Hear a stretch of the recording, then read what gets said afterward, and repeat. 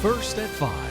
From the University of Florida's College of Journalism and Communications, you're watching WUFT News.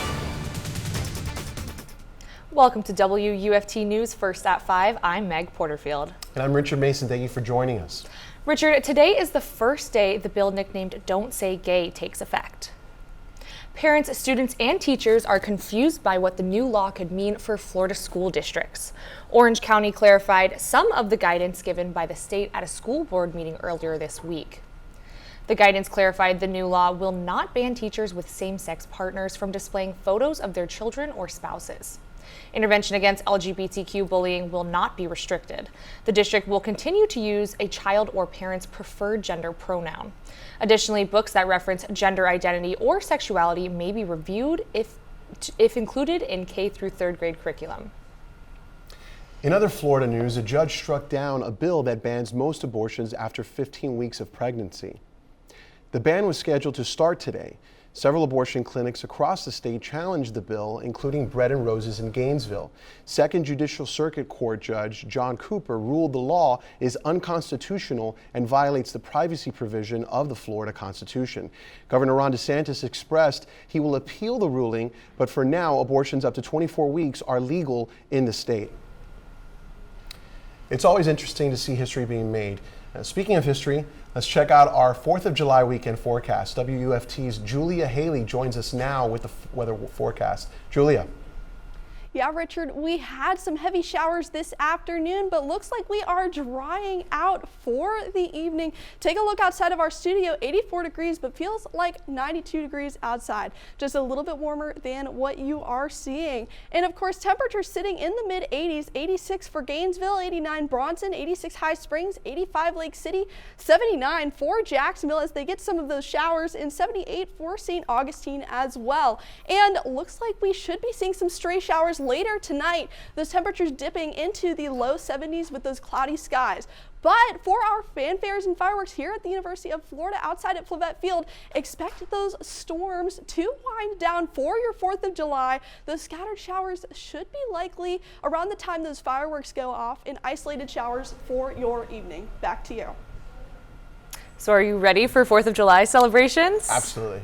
Always. Well, there will be fireworks in Alachua County and Jacksonville, and PBS will cover the big show in Washington. WUFT's Ariana Psarakos has the story. Hi, I'm Ariana Psarakos, and this is Entertainment Time with me, Ariana. You know what is greater than Entertainment Time with me? Entertainment Time with family! I'm here at UF Bansair, where fanfare and fireworks will take place July 3rd. Here are my 3 big reasons as on why you should come. Number 1, family fun. Lions and Bears will be here entertaining us all. They've played all across country, but you know what they say, the wild ones love to come home. Yeah, I love Bear.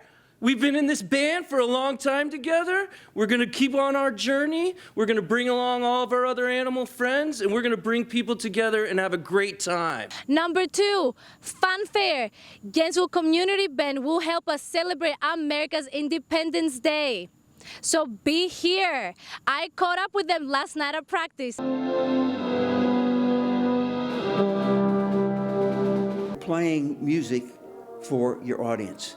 And it's music that they can relate to. Most of the tunes we're doing, they know, and then we do a whole bunch of marches in a row for the fireworks. Number 3, the fireworks, of course. The fireworks show will start at 9:40, so be here early and get your perfect spot. But with fun comes rules, and here are some.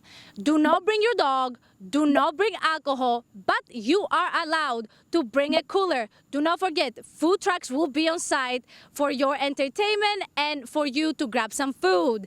This is a great Gainesville and WUFT tradition. I am Ariana Psarakos, and this Entertainment Time. Ariana, I'm all in. If your family is headed for Flavette Field this weekend, give yourself some extra time because of the construction detours on campus. And if you can't make it, you can still enjoy the show. To enjoy the fireworks, just turn to a live stream on Facebook on our page for WFT Media. WFT TV will showcase an hour of highlights Monday night right after a Capitol 4th at 9:30. The first replay of that will come Tuesday afternoon at 4:30. Experts say this 4th of July weekend could be the biggest travel weekend since the start of the pandemic. As we dig deeper into this year's holiday travel, the FAA is warning people to be aware of airline staffing issues and the impact of summer storms. The latest federal data shows airlines canceled 3.5% of all flights so far this year. That's a 42% increase over 2019 before the pandemic. For this weekend, Transportation Secretary Pete Buttigieg is challenging airlines to perform better. The agency has already issued record fines to airlines this year. Any holiday plans, Meg? I'm thinking about going to the beach in Jacksonville and seeing some family. What about you? I have family coming in on Monday, so it's gonna be a fun day. Oh. Well, coming up on WUFT News First at 5, we'll have an exclusive interview with late LGBTQ activist Terry Fleming's husband. Plus, we'll get into some highlights from Pride Month. Stick around.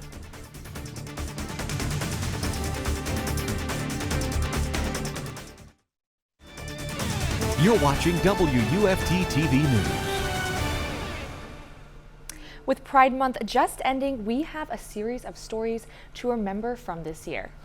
Here in Gainesville, the Pride Community Center is now celebrating 20 years. I talked to some insiders about the ongoing mission.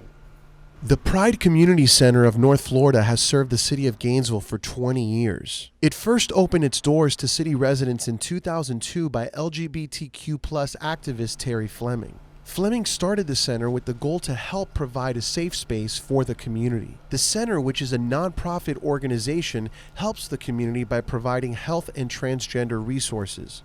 Recently, it provided free clothing for those in need who would attend the annual event, Pride Prom. It's just a cool way to support the community and let people grab something fun to wear and dress up and go out to that prom and have a great time. The Pride Community Center now celebrates its 20th anniversary servicing the city of Gainesville.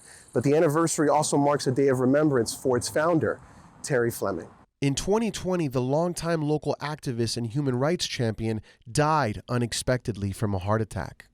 Devastating for his partner. It was very difficult at the time to wrap my head around that he's gone, and it wasn't like, because it was so unexpected, it wasn't like you had time to, prepare yourself for it. Before his passing, the pandemic gave Vertigo and Terry a chance to connect more deeply. Time that he will always cherish. The pandemic actually allowed us, we spent a lot of time, we had a great time together, and I am grateful that it happened that way. In his memory, the city of Gainesville designated April 28th as Terry Fleming Day. A day now dedicated for someone who may be gone, but never forgotten.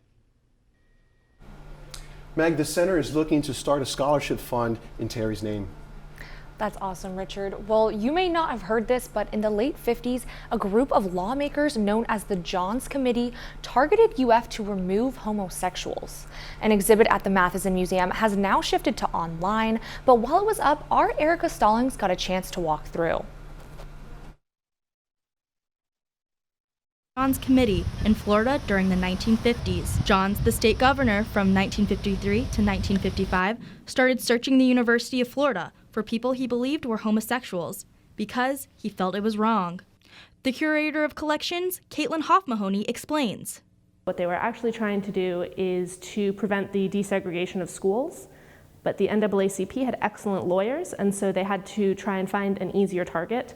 So that is when they moved on to looking for gay professors, students, and teachers in the public school system. She says university police began interrogating and recording the accused. One of the most interesting elements of this exhibit is the mock interrogation room, where those with allegations of being homosexual were asked questions that could cost them their job, reputation, or even their family. I read through about 1,500 pages of interrogation transcripts, and the questions and things that they were asking these people were just heartbreaking. It was very cruel.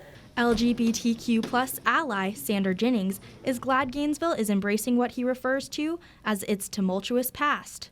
However, he says there's still more to do. LGBTQ+ people could still be fired for simply being LGBTQ+ in Florida, and currently in the Supreme Court, that's being debated on right now. And it's debate he hopes is resolved in his lifetime. Sandra Jennings is actually the brother of Jazz Jennings, a transgender teen from South Florida. Jazz has a show about her life airing on TLC since 2015. Our final story from Pride Month 2022 is a network report on lesbian bars in America which have been vanishing. NBC's Valerie Castro filed this report from Oklahoma City.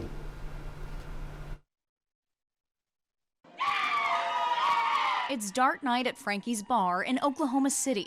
It's just a place we feel comfortable being, and we've gotten to know Ann and Tracy over the years. They're just a part of our extended family. The bar's owners, Ann and Tracy Harris, operate one of 3 lesbian bars in the Sooner State, an impressive tally when you consider New York City has the same number. And I think in bigger cities, a lot of them are blue states, so there's a more greater acceptance of gay people, men and women. And so they are free to go wherever they choose. Across the country, there are fewer than 25 lesbian bars, according to the Lesbian Bar Project, behind a documentary created to raise awareness. In queer culture, your bar becomes your family. About the dwindling number of lesbian-focused spaces. And when we have so few spaces that prioritize us, it's a direct reflection of how our country values queer women. And frankly, it feels like that our country doesn't. As a response, there's been a rise in efforts to create more spaces for queer women, despite the lack of physical locations. We've seen a resurgence of pop-up bars being created as well, pop-up lesbian bars. There's one in Queens called Dave's Lesbian Bar. They started a year ago. Back in Oklahoma, it's the brick and mortar spaces that are vital in the red state. Given that our state has a reputation for being very anti-LGBT+, having that safe zone is incredibly important. The community here extends beyond women and has become a haven for other members of the queer community, like Garrett Roundsville, who performs here as drag queen Robin Banks. This bar has been a godsend for me. It has helped me build a family that's not just gay. We have allies that come in all the time. Harris, a lifelong resident of the state, was once a teacher and counselor who had to hide her true self during a time of less acceptance. You couldn't be openly gay because there was a morals clause attached to everything. Now she's out and the proud owner of a space that's creating family for those who need one. I just think there needs to be safe queer spaces. I mean, truly. And not just in Oklahoma, but really everywhere. The Lesbian Bar Project says there are none left in Florida. The closest ones are in Mobile and Atlanta. That wraps up our Pride coverage, and now that we're starting July, we'll all need that July 4th forecast. Julia, what's coming up? Currently tracking those afternoon showers. We had some heavy rain today. Will these showers be back for your 4th of July? I'm Julia Haley with your full forecast in a few minutes.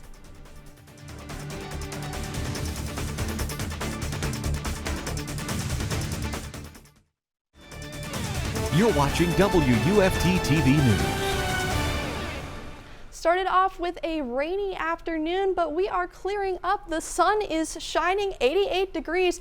Feels warmer at 98 degrees. 4-hour heat index today. Those temperatures sitting in the upper 80s here in Gainesville, 89 Gainesville, 88 High Springs, 89 Bronson, 86 Lake City, and 81 for Jacksonville. So starting to warm up from those showers. Seeing those showers persist just a little bit longer. Some scattered showers this evening with those cloudy skies rolling into the morning. And for this weekend, expecting more of these afternoon and evening showers. Starting off for Saturday, those highs in the low 90s. Gainesville, Ocala, interior Central Florida, seeing a majority of those showers for our Saturday evening. Same for our Sunday, seeing more showers all up along I-75. And for our Monday, Independence Day, seeing some showers in the afternoon just here in Gainesville, but hoping to clear up by the evening. And for our 4th of July, Independence Day, expect those cloudy skies to stay just a little bit longer, starting off with some showers in the afternoon, but clearing up just in time for those gates to open at Wuft-Tv for the fanfares and fireworks event, and rain starting to ramp up just a little bit more with those isolated storms throughout the night into the morning as well. So this week, expect those highs in the lower 90s, evening showers and isolated storms possible for your 4th of July. And let's take a look at our muggy meter, seeing those sweltering conditions last throughout Friday and Saturday. Of course, by Monday, by 4th of July, expect to cool down, not cool down, but to dry up just a little bit more, meaning those temperatures should feel a little bit more bearable for your 4th of July. And for the rest of this week, those highs in the lower 90s and those lows in the low 70s, with that chance for afternoon and evening showers. Back to you. Thanks, Julia. Sports is up next with the next big surprise for college football. We'll tell you all about the latest step towards building super conferences. Stay with us. You're watching WUFT TV News. Welcome to sports. I'm Jason Bennett. The college football world is reacting to major news. This conference changes. USC and UCLA want to break from the Pac-12 to join the Big Ten as early as 2024. The remaining conference presidents said today they would explore all options for the Pac-12. Jumping into Gator sports, Todd Golden and the Gator men's basketball team seem to be having a good offseason as LSU transfer Alex Fudge spoke to the media this week about his progress made over the summer. I feel like I'm making huge jumps. I feel like I'm more dedicated, more focused. And like I said before, at my previous school, was a lot going on. Here it's more neutral, it's like quiet, and I can focus more. So I can say I'm improving at a good rate. I know with me, I'm really looking to improve my game. So I know the coaches are fully invested in me. I know even the weight trainer fully invested in me. I know I want to get to a certain weight. Everybody's on board. Everybody's hands down ready to help me get to my goals. So I feel like that's been a big improvement. Moving on to the hard court, the NBA free agency has been heating up as many stars are finding new homes and signing supermax contracts. Former Florida Gator Bradley Beal has agreed to a $251 million 5-year max contract to stay with the Washington Wizards. Beal averaged 23 points, 4 rebounds, and 6 assists per game last season. Taking it down to Central Florida, the Orlando Magic's made some moves. Obama agrees to a 2-year, $21 million contract, and Gary Harris signed for 2 years, $26 million. Moving down to South Beach, the Miami Heat bring back Victor Oladipo for 1 year at $11 million. The Heat will also keep Dwayne Dedmon for 2 years and $9 million. An Oak-Hammock resident celebrated her 100th birthday yesterday. Brenda Thomas is now one of 3 residents in the community to reach the milestone.